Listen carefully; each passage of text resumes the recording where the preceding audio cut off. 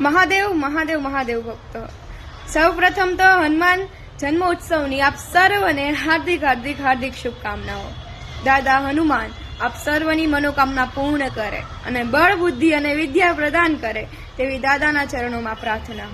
સાથે સાથે એક મારે નાનકડી એવી વાત કહેવી છે કે હમણાં જ એક નવી પોસ્ટ આવી, મેં વાંચ્યું કે આજે હનુમાન જન્મ ઉત્સવ છે ને તો 200 કિલોની 250 કિલો 300 કિલોની કેક ધરવાના છે।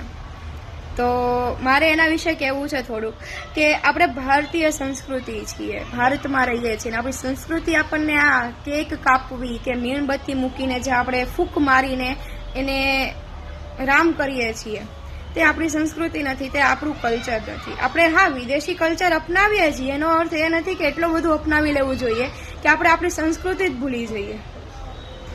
આપણે તમે જોજો જયારે આ કેક ને એવું કઈ નહોતું ને ત્યારે આપણા જયારે આપણો કોઈનો પણ જન્મદિવસ આવતો ને પહેલાના સમયમાં તો ઘરે રવો બનતો, લાપસી બનતી, લાડુઓ બનતો, કોઈ પણ પ્રકારની મીઠાઈ ઘરમાં બનાવીને એક સાથે ભેગી કરીને પછી બધા ખાતા।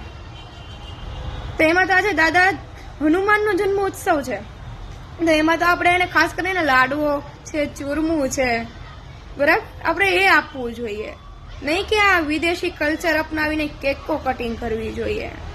આપણી સંસ્કૃતિ આપણને દીવો છે ને એને પ્રગટાવતા શીખવાડે છે, જ્યોતને જલાવતા શીખવાડે છે, નહીં કે ફૂંક મારીને એને રામ કરતા શીખવાડે છે।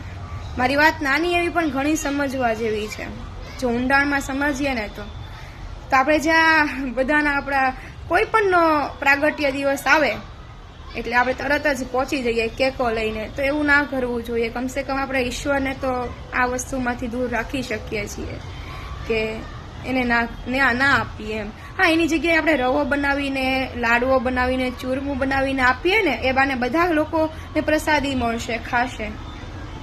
હમણાં સવારે પોસ્ટ વાંચીને ત્યારની ઈચ્છા હતી કે બોલીને મૂકું કે આપણે આજે લાગઠ નીકળી પડ્યા છીએ ને કેકો કાપવા ઉપર, ગમે તે પ્રસંગ હોય કેક લાવો, ગમે તે પ્રસંગ હોય કેક લાવો, કાપો, બસ એની પર મીણબત્તી મૂકો અને પ્રગટાવો। ત્યારથી જ છે ને આપણે જે દિવસે દીવો છે ને આપણે પ્રગટાવવાનો છે, રામ નથી કરવાનો।